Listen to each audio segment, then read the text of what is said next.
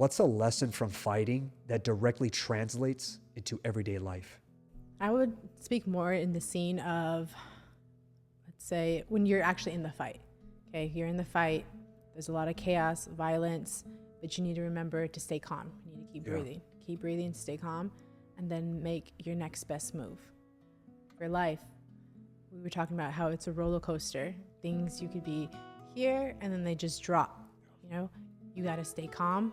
You got to stay calm, you got to breathe, and then you got to think, okay, what's going to be the next best move? Don't just be, react to it. You can't just react.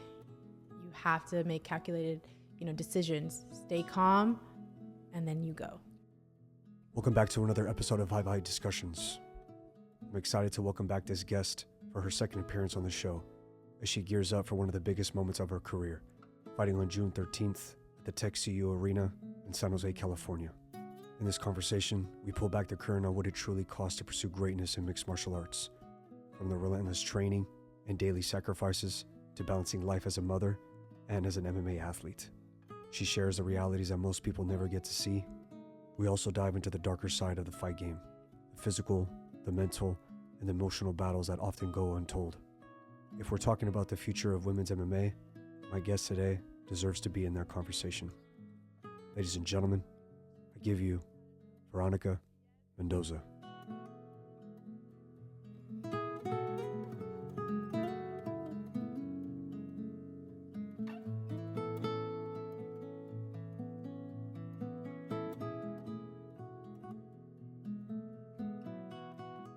It's a little bit hard to go from straight being in like fight camp mode, always on the go, and then just there's nothing. You kind of just like sit back and you're more present.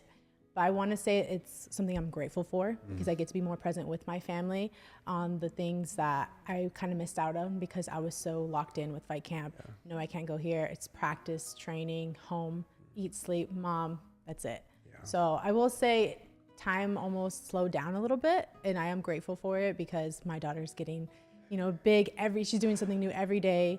And now she's actually in martial arts too. She's in jiu-jitsu. She is also in flag football, and now she wants to do kickboxing. So she wants to do all of the above. So I get to be there more present, more of like a mom, Me, I was so much as the athlete, but I get to see my little athlete. It's so crazy because I feel like even when you were super active last year, during that time of 2025, it almost seemed like you blended all of that very, very well. Even though from the behind the scenes, I'm sure it was super difficult. Yes. But again, I just feel like when you're in front of somebody, their energy doesn't lie, their eyes don't lie, and just everything about them does not lie. And again, such a trait that fighting does give you is learning how to suffer and suffer well. Yes. So again, I feel like that season of stepping back and just really prioritizing the family is beautiful, but it went by really fast. It did. Because we're at April now. Yeah. And then we were just talking about that, how you're wanting to get a fight and it's super difficult, whether it be locally, just et cetera. It's really, really hard. But it's almost like that waiting makes my time go by much faster. And then lo and behold, it's going to be September. No, definitely. That's honestly what I've been dealing with, like a mental strain every day, so much so as I'm training still regardless. Like I don't really have any days off. Maybe one, but I'm still training consistently, and I can't switch between not being in fight camp mode and just kind of relaxing, because if I relax and I feel like, oh no, I'm falling off, I need to get back in. I might have a last minute call. I need to be ready. So it's just like, it's hard to go back and forth on the scale with that. During that time, the last time I saw you, there was so many fights. You won a championship belt along the way as well.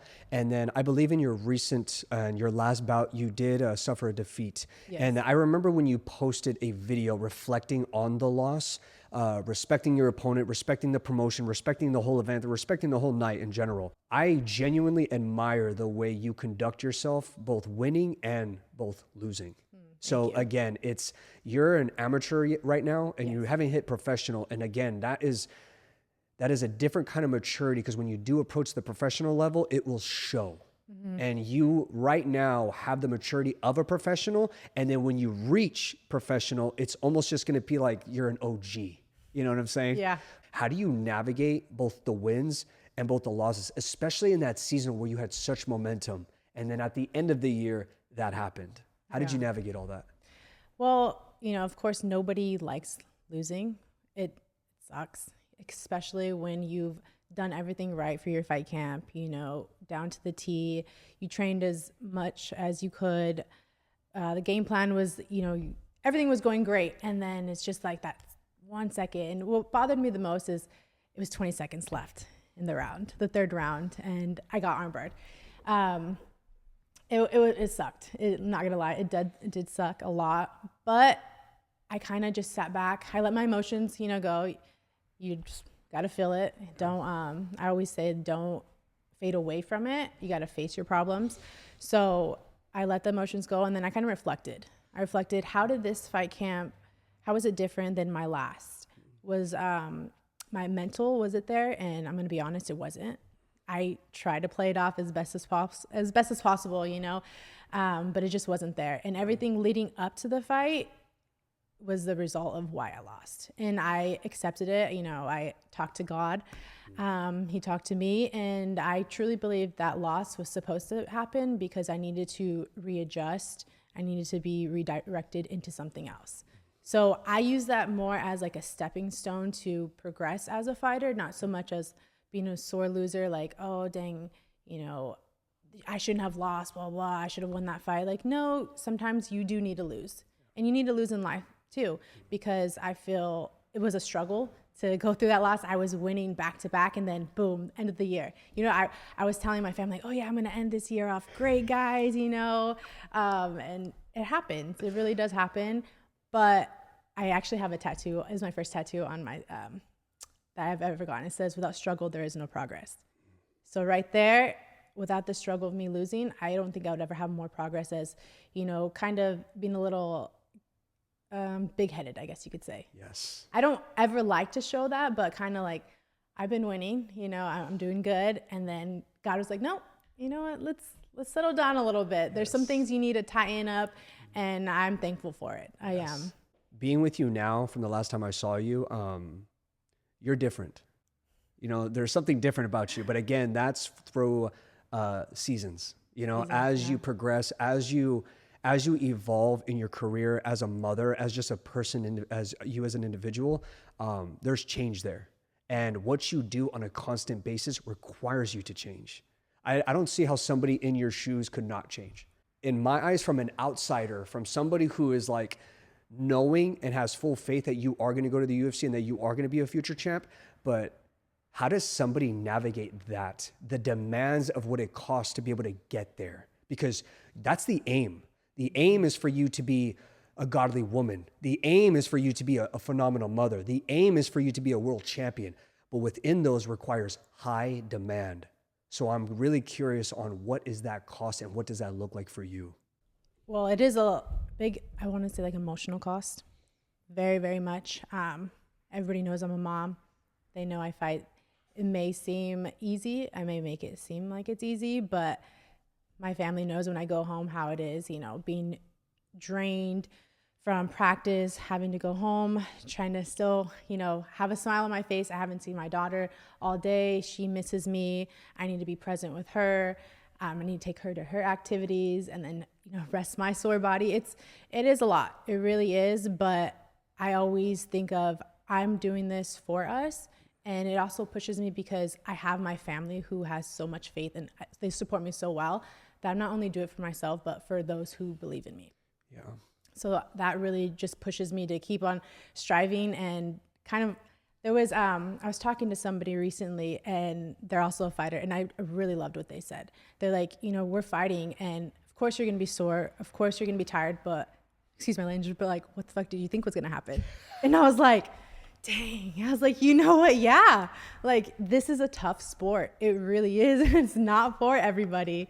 It isn't. But what did you think was going to happen? You thought it was going to be, you know, easy, a breeze. Like, no, it's a struggle, but struggle pushes you. It pushes you in life.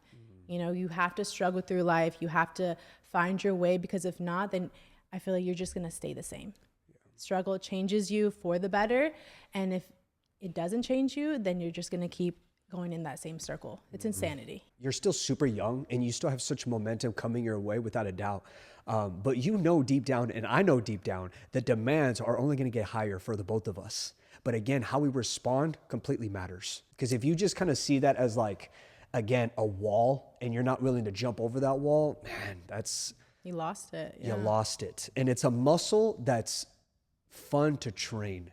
You know, that's why I'm very glad that God really puts us in those seasons, because it just molds our character. No, 100%. If we hide from all of those situations, then it hinders our character. You have bigger responsibilities than me. You're a mother. That is the heaviest responsibility that somebody can carry.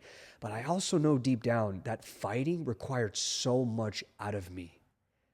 And I know it does for you too. But the way you don't balance, but you blend it all. It's very, very impressive. And I'm just sitting from the sidelines like, I don't know how she does it. But I admire it, because it's like, you got to respect that. You got to already respect somebody that they're even a mother or a father. But the fact they're also at nearly a professional level in their sport is ridiculous. But it's, again, all you can do is clap and respect it. As you know that the demands will get higher, how do you almost prepare for that? Preparation-wise, I don't. There's really no way to prepare, only just to lean on him. You know, my mother's so good at that. I talk to her about everything, you know, when I'm stressed, and she's like, you know, you got to give it to God. You got to give him all your worries.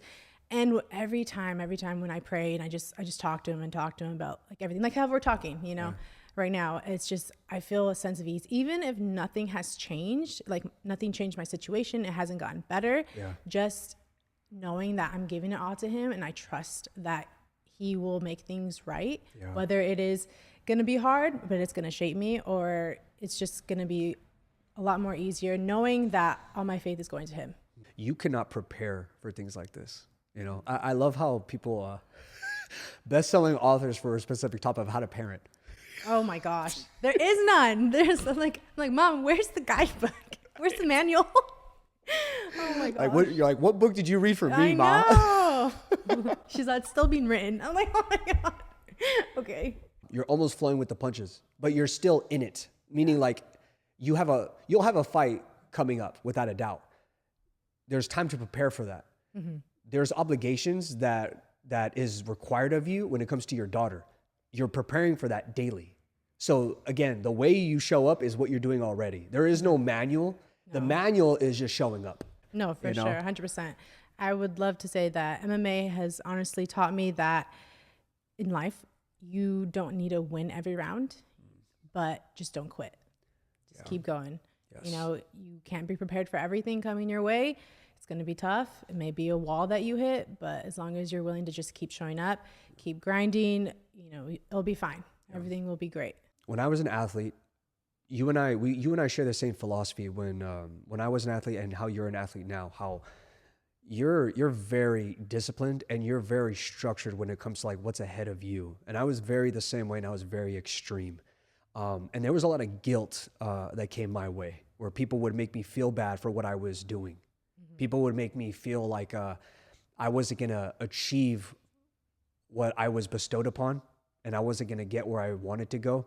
And there was just a lot of guilt, like you're sacrificing so much just for this avenue, just this pursuit. You're willing to sacrifice it all. And back then I was like, yeah, fighting requires so much out of you, but I know being a mother requires so much out of you. Do you face that at all when it comes to guilt, especially as a mom? Every day.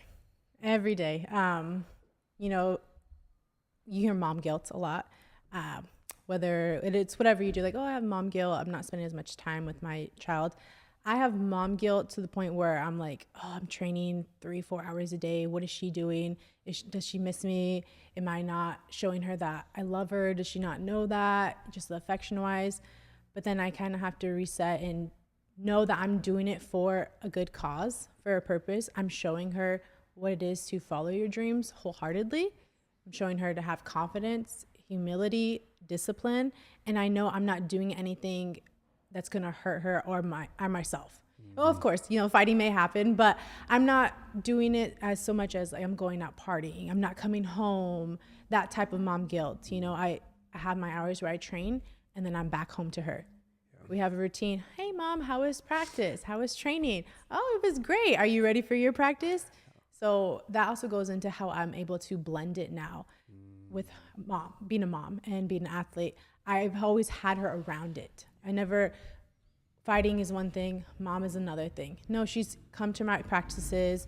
Now she sees like kind of what I do. She wants to do it. She's seen that I have a belt. She's like, Mom, I want a belt. And like, I love that. I love it. It's amazing. I'm not pushing that on her, you know, even though I would love for her to compete. I don't ever want her to feel pressured that she needs to do it because mom's doing it.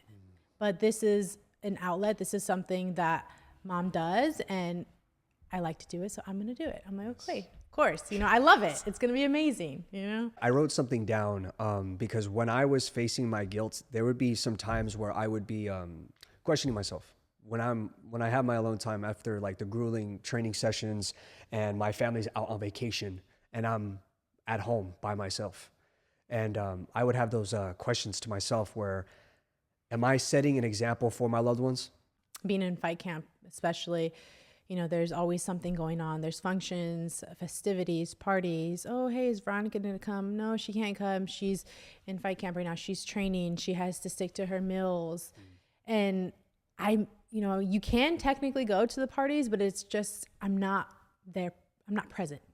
You know, I'm not so present. I'm there like reciting like, okay, how was training? Like, was I on my P's and Q's? I need to practice this tomorrow morning. I need to get up super early. I can't stay up that late. That, I want to say that eats me up a lot too. Yeah. It does. I'm her only present parent and I'm like, oh, all this training, I could be doing this with her, you know, and I pray that I'm doing the right thing. And that's all I could do. Just keep praying, keep blending it as much as possible. When it's her time, it's only her time. No phones. We have our outings together. We have our activities. She has her time.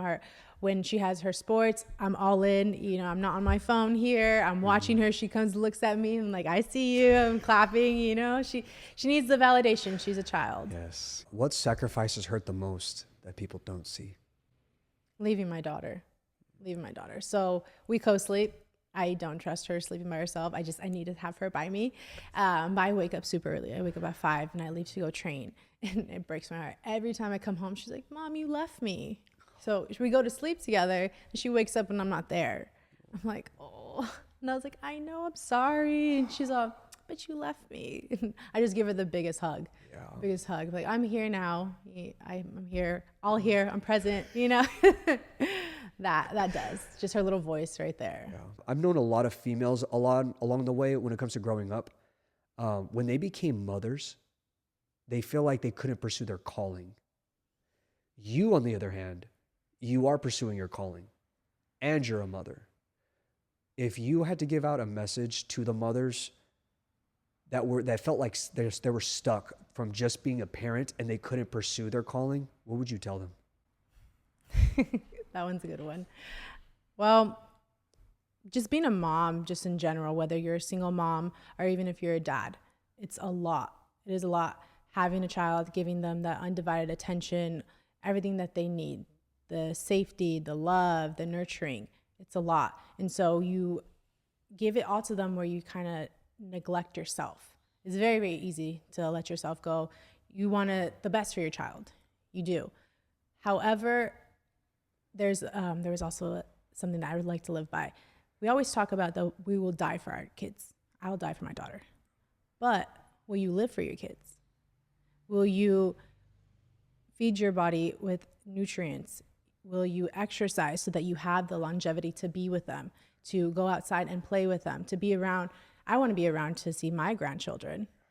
So it's not so much of, yes, it is guilt, but you got to think about how are you going to nurture them if you're not nurturing yourself? You need to take care of yourself. Don't neglect them. Don't neglect them at all, but nurture yourself so that you could keep on giving that to them. Kind of not soft, but being genuine, not so rough. Sometimes, you know, for fighting, you have to be rough. You have to be strong-headed. And I catch myself talking a little too rough to my brother sometimes, and he's like, dang. And I was like, I'm sorry. You know, let me be the older sister. My daughter too, sometimes I have to enforce things with her.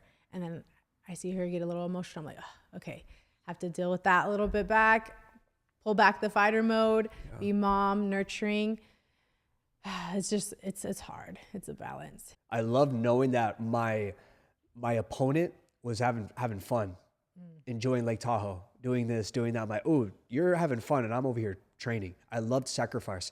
But internally, deep down, I was like, I'm missing out family. I'm missing out on friends. Internally, I was like, I'm in a way hindering relationships that mattered. So that, but externally, I would not show it. Externally, I'd be like, this is the game. But again, that's the cost that you're willing to pay. And you're willing to pay with interest too. Yes. Even to this day, like somebody asked me on my podcast, who is also a fellow fighter, I was explaining to him how intense I was as a fighter. And he's like, would you change that now that you're retired? I'm like, no, I wouldn't. Not for a second. Because this game is not patty cake. This game is not dribbling a basketball. This game is not soccer. It's not a game. This is straight up war. We don't play. You don't play fighting. This is straight up war. Like when you have that bout scheduled and you have a name next to your name that you're supposed to be fighting on a specific date, that person is thinking about you every second of every day. Same thing, vice versa. And what is their objective? To put you out. And your objective is to put them out. Why should I play around or think like, I don't have to train tomorrow. I don't have to eat this. I don't have to have a good sleep schedule. You can't play this. So again, I wouldn't change any sacrifice if I had to go back and do it all over again. I would probably increase it. Yeah, as crazy as that sounds, I would probably increase it. I'd probably do. It's not enough. Yeah. Yes, I feel it. It's not enough. But that's why, again, we relate so well because that's the game. That's the cost of what is required. And if you're not willing to pay that cost, it will show. Oh, 100%. You may be able to fake it for a little bit. I see a lot of, just because we're amateurs, I do see some amateurs that just don't take it seriously. They're out, their diet is horrible. They think of training as an option. They don't show up prepared. I'm like, oh, you have a fight. It's a lot more that comes to it. You may be winning like this for a little bit, but once you start, fighting people who take it seriously, it's going to be a whole different ballgame. I feel once you stop learning or you're closed-minded and you don't want to learn, that's when you're done. How does it feel to be an example in the gym? I take it as I'm being an example because, yes, I'm cross-training, but I'm bringing it back home to my teammates, to the family. I'm not just gatekeeping. I'm like, I learned this. This is great. Here's this, here's that. Cross-training, yeah, nobody really does it too much as an AMI, especially all the way to Texas. But I don't think like an amateur. I'm not planning on being an amateur for the rest of my career. You want to get at the highest level, you need to start thinking at the highest level. Yeah. Champions aren't just made, or they're not born like that. You have to work up there. And it's almost like insanity. Like when you talk about it, especially people who don't take it as seriously, like, dang, that's crazy. Like, what are you thinking about? It is crazy. It's crazy. Fighting is crazy. You got to be a little. But I think if you're a fighter, you're kind of a sick individual. Yes. But that's a compliment. To me, that's a compliment. Like when people would tell me that, like, you're kind of sick, I'm like, thank you. Thanks. Appreciate it. I would have this young fighter back in the day when I retired, and he was asking me to mentor him. And I told him, cut off all the nonsense that you do outside of fighting. Yeah. And I was like, if I was your agent, if I was your manager, and if I was looking to recruit you, I'm not just looking at you in the gym. I'm not just looking at you at your fights. I'm looking at your outside life. Like, what are you doing outside that actually matters? Like, are you sleeping bad? Are you doing drugs? Are you drinking? Are you going to useless parties and getting girls pregnant? Like, what are you doing? All of that stuff matters. And since I knew that pattern, I told him, if you're not willing to cut that off, you will never be a world champion. Sorry, but there's only one person that was able to pull that off, and that's John Jones. Shout out to that guy. Jeez, we can't all be like him. But again, the average person who is not as God-gifted like John Jones, you need to make those sacrifices. We need to have the hard truth with that. And it's a lot of sacrifices that people aren't willing to make, and that's okay. It doesn't mean that you're anything less, but just means you don't want to be at that level. Yeah. I mentioned it before that I took some time off of training. I was finishing college. I just had my daughter, and it was a lot of sacrifices. And it was things where I'm like, man, I'm going to miss out on this or going here because I'm going to be so busy training. And then I kind of got to a point where, well, what else am I going to do? What else am I going to do that's going to elevate my life? How is this making me a better person? So let's scratch that out. And fighting has changed me tremendously, just mentally sharpening me, physically. I'm in better shape than I was before my daughter. And it's crazy being a mom and saying that. It's just all the way around. It's great. You know, it's so funny. And something I was telling my brother, because we are very, we're like judges in fights. Like we love not watching them for entertainment, watching them to actually like, almost like implement. Even though I'm not a fighter anymore, I still take things and I'm like, why'd she step there? It's the fighter in you. Exactly. You don't lose it. I don't watch fights for entertainment. I actually watch fights as like studying still, Yeah. which I love. But it's so funny. What I love that I saw recently, every fighter that is a woman who was a mom is in better shape now before than they were a mom, which is crazy. Again, what I love about your journey is you're actually able to advise and be such an advocate on people who are in your shoes and who are younger, you know, because I guarantee you, you are going to bump into fighters who have that same, who admire the game so much, and that's their pursuit to be a world champion, but they also have responsibilities that they don't know how to juggle. And I feel like what's a good thing under your belt is you have that experience. You have that under your tool belt to the point where you're not gatekeeping it. You're willing to pass it down, you know? And I feel like, again, that makes you just a well-rounded, not fighter, but an individual. I do try, especially with our young athletes, especially females, I try to advocate for them as be in martial arts, try it all. It's a great sport to be in. It's great just all around because we're females, we're more vulnerable. It adds so much discipline, adds so much confidence in you. It breaks you almost out of your shell, even coaching. Yeah. I was always just training. And then once I started coaching, that just broke me out of my shell even more. It changed me more so where I would have never thought. And I was almost like pressured to coach. I remember my coach Josh was like, okay, so you're going to teach us right now, right on the spot. And I was like, what? Now hell I am. I was flushed. I was just like bright red. I was like, oh, okay. But I enjoy it. It's just like, it's like talking. Yes. Teaching is just like talking now.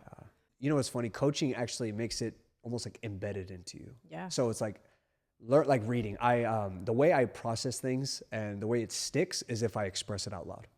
You know, then it's like, then it really, really sticks. But if I'm reading by myself and I don't express it, that'll be tough. And one thing that I started to implement now is reading out loud. You know how people are like in their desk just like, yeah. No, I'm actually reading out loud in my room. Excuse me, To but the point where it looks like something I'm just talking to myself. mental notes. So we were speaking on suffering and sacrifice, and there was a quote that I read this morning, and I was like, "Oh, I gotta let V know about this." So Elizabeth Ross said, "The most beautiful people we have known are those who have known defeat, known suffering, known struggle, known loss, and found their way out of those depths." I say I agree with that, just with people in general, not even with fighting, but I know family members who have they did not have the best deck of cards in their life. They really didn't, but they didn't let that define them. They just kept on. They didn't quit. Whenever they got hit with something, they just kept on going, and they are just flourishing now. I used to work with youth.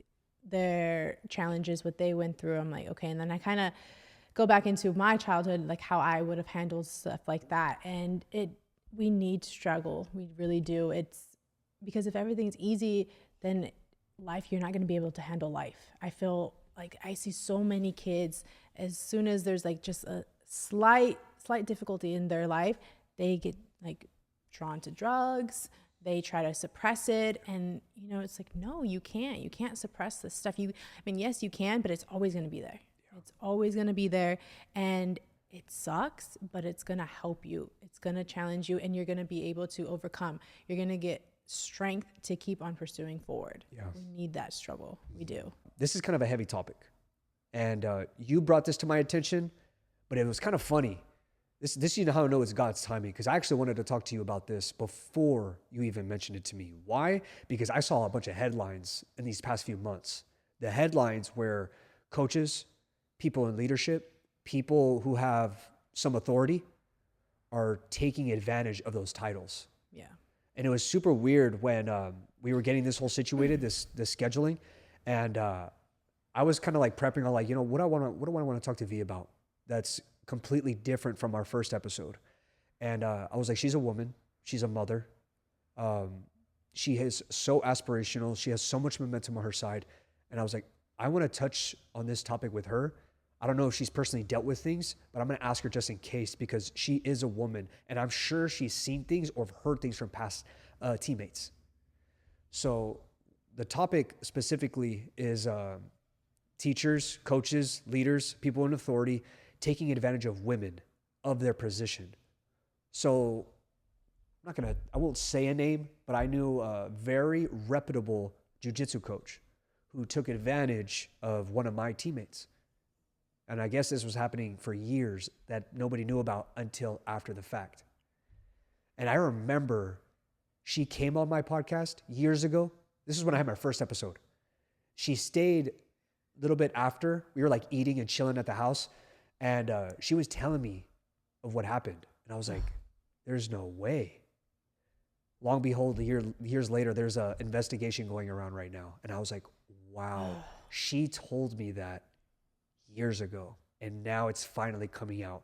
But she was scared and terrified to bring it up then. And then it took her years to be able to express it. For you, as somebody who's been in the game for a really long time, I'm sure you also have teammates who have gone through this. You've heard stories from outsiders, articles, etc., maybe videos, documentaries. But have you personally been through situations like that? Yes. Yeah. So it's great that you were discussing it because I did want to discuss it. I see it happening a lot more frequent. It probably has been happening, but they just don't want to bring it to light because our coaches, this is a male dominant sport. Or females. Your coach is most likely a man. Your teammates are men. Those in power are going to be men. And when those men who are in power, who are supposed to be guiding you, they end up manipulating you physically, mentally, exploiting you, it's terrifying. It is terrifying. I have been right under the nose of 2 times. 2 people who were supposed to be, those authority coaches of mine. There was, I won't name names, but I was at a gym before and it was just literally right under my nose. I didn't even know this was happening, but I always want to say I have this discernment. I do, where I just read people's body language, their eyes, just the way they speak. And I just always had this weird feeling with this coach. He's never done anything to me. I had this weird feeling, but I didn't want to say anything because nothing had happened. Nothing had happened. I was actually cutting weight one time and I was, there's sweet sweat. You play sweet sweat and he's like, oh, he's a Mija, like, have your mom help you because I don't want to, touch you in that area. And I was like, okay, he's very, very, very that. So I was like, okay. And then years later, my teammates who I used to train there, they came forward and there was multiple girls that he just took advantage of. And one thing that I will forever thank my mom is I'm pretty sure this is the reason why, but nothing happened to me because she was always there. She never left me. She never left me for my practices, regardless. It was only an hour, 2 hours. She's like, no, I'm just going to stay here for whatever reason. She was always there. And so that never gave him the chance to try anything because my mom was there. There was somebody who had authority who would speak up. And it's very daunting to know that in martial arts, I encourage it so much for females to be here because there are men that can take advantage of you. And this is supposed to be a sport that's empowering us, not where we feel trapped or uncomfortable. And so when I hear about this, it's heartbreaking. It is. I also was in a position where I was getting manipulated. And in my experience, I figured out that manipulation isn't always with violence. It's more so but it was more so of guilt with pressure and with control. That was my experience with it. Some people think, it may be sexually, maybe aggressive with violence, but no, these men are narcissistic. They listen to your problems. They listen to you. They're your friend, I guess you could say. They're like, I understand. I understand what you're going through. That's a lot. And you're telling them, they're feeding into it, but they're collecting data. They know what your weaknesses are. And then that's eventually how they sneak in. And when I was going through my stuff, I was arguing very, very badly with my parents. It was so ugly when I was going through with my parents. And I remember vividly, there was one day, me and my mom, we were just arguing and we just started crying together. And she was just saying, I just wish that God would just clear your eyes, would just clear your eyes of what you're going through. And that day, that was when I just fully put a stop to everything. And it got very hostile after that. Very hostile. I started to get threats. I had to make a police report. It was pretty rough too. For one of my fights, he knew that there was a restraining order and he wasn't supposed to be there. He was in the back room. And I just, it was just, you know, you're in the sport, it's something where you almost feel like you're ready. It's violence. And then in that moment when I seen him, I just felt so little. I felt so little. And I was just like, oh, and I didn't want to talk about it with a lot of people because that's just something you don't want other people to know. You don't want yourself to be labeled as something, or you're dramatic or anything like this. Person would never do that. They're great. No one has ever had any encounters with this person.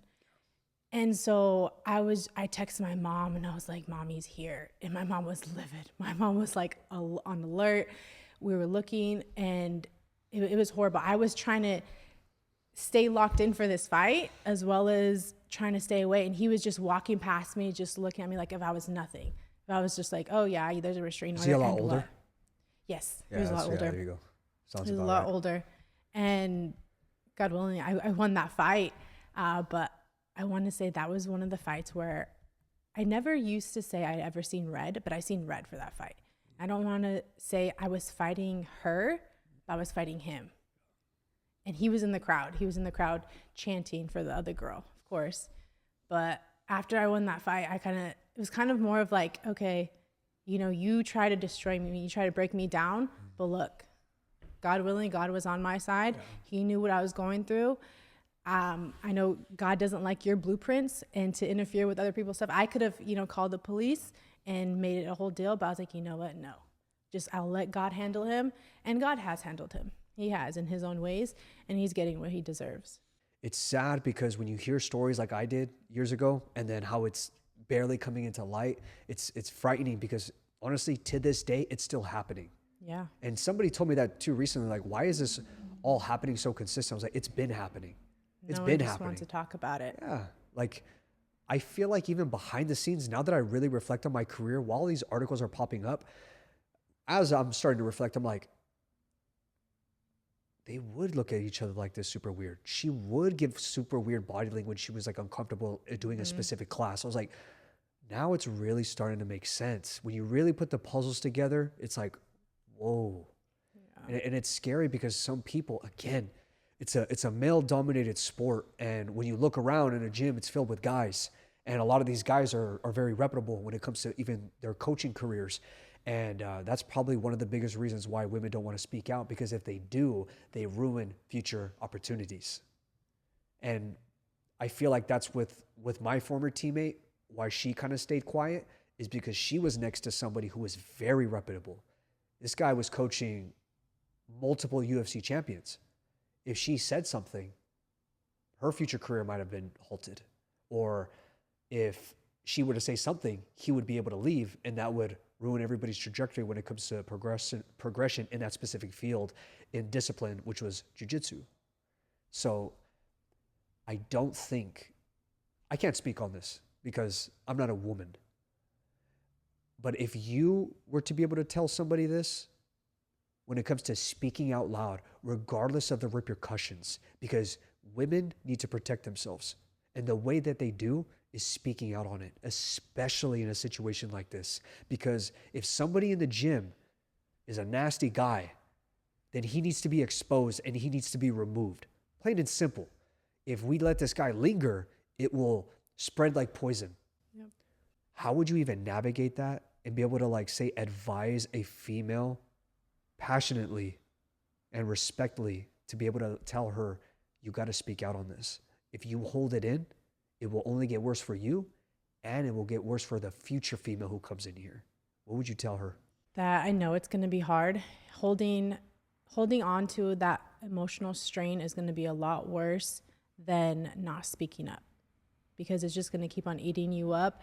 And eventually there may be a new student, a new female who is clueless to that whole idea, and she's the next victim. And yes, you might have the fear of being labeled as a liar, as being dramatic, or interfering with maybe your own success, your career. People might not want you there, but if it's gonna help one person, then that's great. Just speak up, and you need to be in an environment, at least have a small group of people that are going to have your back. We need to make it more aware of the accountability of the people that we have in our room and the safety. We should feel safe. We should feel safe in this martial arts community. It should empower us. We shouldn't feel discouraged or afraid or belittled. Yeah. We should be uplifting. You know, and that's a big part of having a team is everybody needs to be so uncomfortably honest if you want this place to be protected, you know, because if things are hidden, if things are not exposed or expressed, again, it will spread like poison. It's very important for you, specifically as a woman, to know the females who are here, to the females who are in another gym that you consistently cross-train at, because that's important. Because if you build a relationship with somebody, even from another gym, she could feel so close to you to the point where she lets you know what's going on. And then that could almost give you and be able to tell her your experience and let her know, like, you got to say something because it will spread. And you are not just protecting yourself, but you're also protecting somebody else who comes in here who is super enthusiastic. This is my home. I'm good. I've made it. This is where I always wanted to be. Well, if you want to keep it that way, clean up the mess. And we can only do that if we're all keeping each other aware and accountable. If we don't express what's going on, it will spread. And it's very uncomfortable to express it because it is. You know, I've had a lot of friends, specifically women on my church, you know, they would talk about how they were in verbal, physical, abusive relationships. And they never wanted to speak out on it because they felt embarrassed. And I was like, from an outsider perspective, I don't see that as an embarrassing thing. I think that's a bold thing to do, to be able to speak on it, because it shows your bravery. It shows that you're not willing to go through that anymore, so you're willing to make an adjustment. And that's the thing, though. A lot of these women who are going through this currently, they're very young. Yeah. And that's the problem. They probably don't have that maturity yet or the awareness to be able to navigate the manipulation. Because like you said, it doesn't just come sexually. Yeah. It comes in so many different ways, whether it be the way that people are collecting data. That's a really scary thing. But again, I'm starting to really reflect on not just coaches, but just people in life. I think the biggest thing for me was that this person used God a lot. It threw me off. And I was just like, that is so demonic. That is so demonic. You use God as your shield. You pray. You have these scriptures that you're this holy man, but you're doing all this stuff behind the scenes. It just showed me a whole different light of how people are. Yeah. You can never be too safe. You can never be too cautious. Now, having my daughter in martial arts, that's my biggest thing. Making sure she's okay, making sure there's not coaches grabbing her the wrong way. I mean, jiu-jitsu, there's positions that are questionable, but she's so little. I want her to be with females. Just have to be accountable. You have to be aware. You have to look at the cues, the kids' body language, their face expressions when they look, you know, just being there. There was one time where there was a little boy, he had to go to the restroom and his mom wasn't there. He's a little boy, but still, you don't know. You don't know. What if there's someone else that goes in the restroom behind him? You never know. You always have to be aware. I love what my pastor said on one message. The devil does not have horns and dressed all in red and a cape. He's dressed like a good-looking guy. A friend. A friend. Somebody who gets in, listens for a period amount of time, gets out and exposes everything. So see the fruit. You know, pay attention to the body language. Like you said, you have really great discernment. It's a beautiful thing to have. Like my mom, she's so good at that. Sometimes I'll be like, hey, Mom, what do you think about this person? She's like, no. I think that's just moms. My mom, she's always right. Well, you know what it is, though, too? You know what it is, though, too? And my pastor said this on one of his sermons. Women have a different antenna than men do. Therefore, you have to take into everything they have consideration in. So I have a lot of queens in my life. I have a lot of girl cousins. I have my sister. I have my mom. Who do I go to a lot? To them. Why? Because they have a different antenna. you know, and I'm aware of that. I'm delusional. I think everybody's good. That's a bad trait that I have, No. you know, because I have a big heart and I assume everybody else has a big heart, Yes. you know, and that's rough. That's another thing. That's a whole different other conversation. Not getting it reciprocated back, but you have to be okay that not everybody has the same heart as you. I read this book, High Road Leadership by John C. Maxwell. Phenomenal book. I would advise everybody to read this book. And what he speaks about mainly is just to, what the title says, choose the high road regardless. If somebody treats you bad, choose the high road. While they're performing in a low road frequency, perform high road. And perform in a high road regardless if you know that they will never do the same for you. That's great to have, because I feel a lot of people, they can't distinguish between that. They get so stuck in like, well, I was treated like this, so I'm going to treat them like that, the next person. And you just can't. Like, just imagine the same first time I saw you. She's trash. And I'm if just kidding. I'm just kidding. No, but if I give you a really nasty mark, Yeah. you would be like, Daniel, there's never going to be a number 2. There's never going to be a number 3. There's never going to be a second this, because your character sucks and your fruit sucks. You just came on this you just wanted me on this podcast to just belittle me, to just expose me. It's like, no, I wanted you to come on here because you have a testimony, you have a story, and what you do on a day-to-day basis is very, very impressive. And just because I'm a full-grown man and I am much older than you, you still inspire me.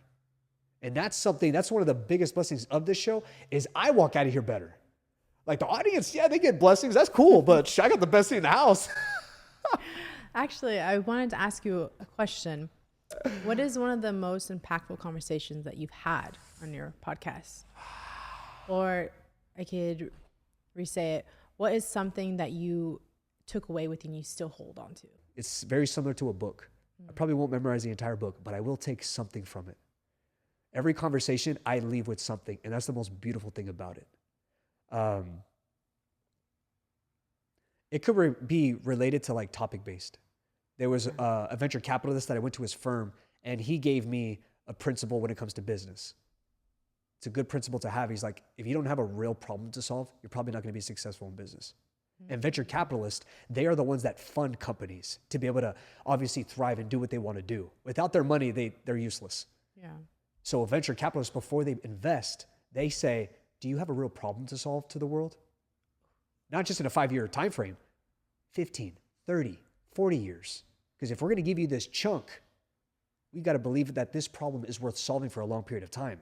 I said this on the podcast so many times, people are going to get so annoyed by this. Kathy Chow, Senior Vice President of a publicly traded company here in Silicon Valley. She let me into her home. She treated me like her son. And I met her that day on the podcast. Beautiful, phenomenal woman. Busy. But she let me into her home without me even ever knowing her. She told me, Daniel, it was very hard in my early career while I was part of all these startups, part of all these projects. And I'm a wife. I'm a mother. And I was trying to go through my day as this is priority number 1, this is priority number 2, this is priority number 3. And she's like, I really stopped looking at it as balance and just blending it all. And I told you at the last episode. And that I really took into that in my day-to-day life. And people to this day still ask me, Daniel, I don't know how you do all the things that you do. Like, how do you balance it all? I don't. I blend it all. Like, there's business, there's podcast, there's work, there's networking, there's family, there's church. I serve at my church. Like, there's so many things that require my attention, but it's not balance. It's blending it all together. Yeah, I would say the blending part of it. Every podcast, I would have to look at every single one to be able to, and that's the whole point of like me writing a book from the podcast. Oh, Everything that I've developed from every episode. So you're going to be a part of it too. There's going to be a chapter, Veronica Mendoza. Vern. Oh, that's great. But within that too, I see it and I outlive it, and this needs to be documented, because I've seen the fruit in my life, and it's from sitting down with people like you. And again, the blessing that I get to be able to have that. Like, I do not take this lightly. That's why I'm here doing this in your environment, not mine, because I take this seriously. I know there's a cost to this. I know that there's an investment to this, but I'm willing to pay it with interest every single day of my life, because this is what God gave me. And how does this grow? You feed it properly. Yeah. If I feed it nonsense, then I'm being disobedient to him of what he gave me. That's disrespectful. And I think that's more rewarding because you are doing everything behind the scenes. You're putting in all the work and then you see the success after. It's just so much more rewarding. Yeah. When I went to go interview that guy, the venture capitalist, he was expecting 20 people in his firm. Wow. And it was funny when he allowed me, because he was in a meeting. He was like, Daniel, this is the conference room that we're going to be using. Just go ahead and set up everything here. I was like, all right, sounds good. And then when he came in, he was done with his meeting. He was like, where's everybody? I was like, it's just me. Just me. Just me. He was like, wait a minute. There's no audio guy. There's no light guy. There's no nothing. I was like, no, sir, it's just me. Wow. But he said that. He reminded me. He was like, you have a good problem that you solve because you're handling the skills of 20 people all in one thing. He's like, when we get interviewed by Bloomberg, CNBC, there's 50 people here. He says, you came here by yourself. All of that accumulated to so much, and it's just beautiful fruit. And I need to give it away though. That's the whole point of having fruit, give it away. Because that's also evidence. If you're not willing to give it away, then you're not showing any evidence and you're not even willing to be able to pass on your blessings. What's the whole point of being blessed if you can't pass it down? Yeah. I wanted you to get into the topic of the fighting and in life. How we were talking about how those kind of like mix together and how you blend it super well and how I used to blend it so well. What's a lesson from fighting that directly translates into everyday life? I would speak more in the scene of, let's say, when you're actually in the fight. Okay, you're in the fight. There's a lot of chaos, violence, but you need to remember to stay calm. You need to keep breathing. Keep breathing, stay calm, and then make your next best move. For life, we were talking about how it's a roller coaster. Things you could be here, and then they just drop. You got to stay calm. You got to stay calm. You got to breathe. And then you got to think, okay, what's going to be the next best move? Don't just be, react to it. Yeah. You can't just react. You have to make calculated, decisions. Stay calm, and then you go. If everybody trained for 6 months to a year in combat sports, what do you think they would learn about themselves? I think they would learn a lot. I think that they would learn to not being so soft. Okay, not being so soft and knowing that you can keep going, you can push through. Yeah. A lot of people stop once it gets hard. Yeah. And it's easy because you're uncomfortable. People love being comfortable. I love being comfortable. I don't like getting up early in the morning. I want to stay next to my daughter, warm in bed. I want to get some extra hours of sleep. But you just keep pushing and you just develop this whole different version of yourself. And you keep pushing, and you get this strength. I encourage everybody to do it. You don't have to compete, but you should at least push yourself past that limit, past the limit that you think that you're done. Because no, your body gives up way before your mind does. 2 more questions, okay? We're actually going to run this back because I did this the last time, the first time we went on. So if this was your podcast, and if I was a guest on your show, and if you had a question that you were curious about me, what would that question be? How has the start of this podcast changed you as a person? You mentioned that you are the man that does everything. Yeah. You're the camera, the editing, the speaker. How has that changed you from the person you are the start of this to now? I was a pastor's kid. My father was a pastor, and we were always surrounded by people. So I always had a passion just for people. I love talking to people. I love learning from people. And again, being this as a gift, to be able to sit with people one-on-one, sometimes multiple people all at once, to me, that's precious. I already had a love for people, but this just expanded it because I've heard so many stories and so many testimonies, how everybody is so different. The way they handle things is so differently, how graceful people are, how relentless people are. I just got to see so much. And it's like compounding interest. It's just accumulating even more and more. And I see the growth in my life because the conversations that I have, I get to instill in my life. And that's just, again, added fruit where I just get to pass it along. So within the show in itself, it's just expanded my love for people, And I can't stop doing this. Like, I'm going to be like 96, 102 doing this. Yes. I'm like, Veronica. Oh, my gosh. Oh, jeez. We're going to be like at our kids going up to the table. Like, take 2. It's going to be like 3 hours for you to actually set up the studio. Oh, my gosh. Hey, but we're still here. We're still doing it. We're moving. Exactly. So, again, just expanded my love. And I just can't wait to be able to meet new people. Because I met you the first time on a podcast. Yeah. The majority of these people who come on here, I meet them. I don't know them. I think that's great. That is such a great just experience to have, because you get to, people meet each other nowadays on social media. Yeah. They don't meet face to face. They, you know, have their little conversations and then they link up or whatever.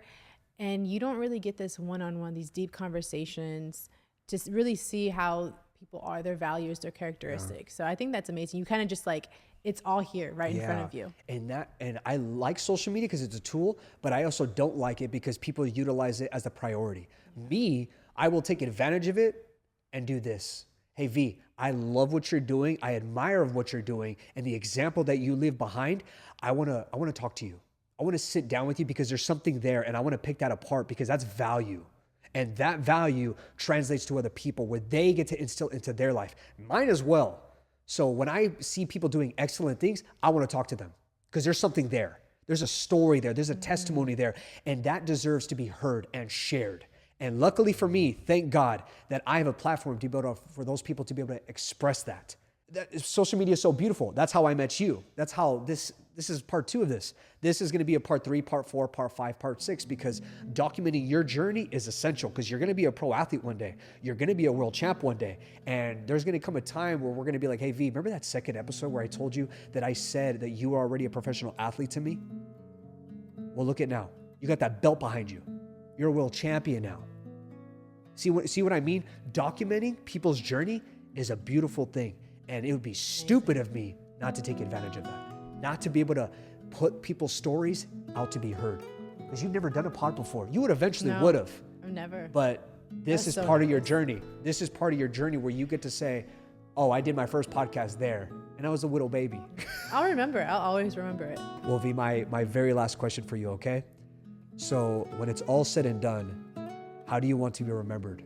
Not just as a fighter, but as a human being. I want to be remembered as whatever comes to you, don't let it define you. Keep on going, keep moving forward. Life's going to hit you. The devil's going to come attack you. He's going to come as a friend, as a family member, but just keep on pursuing and don't quit. Everybody has a story. Everybody has struggles, but I want to be able to sit here and say, you know what? Everyone's challenges are different, but you just keep on pursuing and you'll see where your dreams lead you to. When you have something that you believe in, you just go full throttle, wholeheartedly, you'll see where it goes, where it takes you. Amen. V, if anybody wants to get a hold of you, where should they go? Follow me on Instagram, Vanette_V. Dang, a lot of people don't know their usernames. Oh, really? Oh, dang. People are like, wait, where's my phone at? Well, V, I want to thank you again for giving me your valuable time and letting me in your environment. I truly appreciate you. Again, I don't take this lightly. I don't ever want to waste your time because I know where you put your time is so useful. But the fact that you just place this time aside to be able to do this with me again, I treasure this and I appreciate you because we're going to look back on this and just be able to remember these moments, these old times of how we first started and how things are now. It's going to be a beautiful moment, but V, I am rooting for you. I know you're going to be a world champ and I can't wait to document that as well. Thank you so much for coming on. Part 3 coming soon. Thank you. Thank you all for tuning in to today's episode. If you got a lot of value out of this, please do me a favor and support our channel by liking, commenting, and subscribing. Make sure to hit that follow button on Spotify to stay updated with our latest episodes. And if you are listening on Apple Podcasts, I would greatly appreciate it if you would leave a 5-star rating, followed by with a review. Again, thank you all for the support. Stay loving, stay hungry, and stay excellent.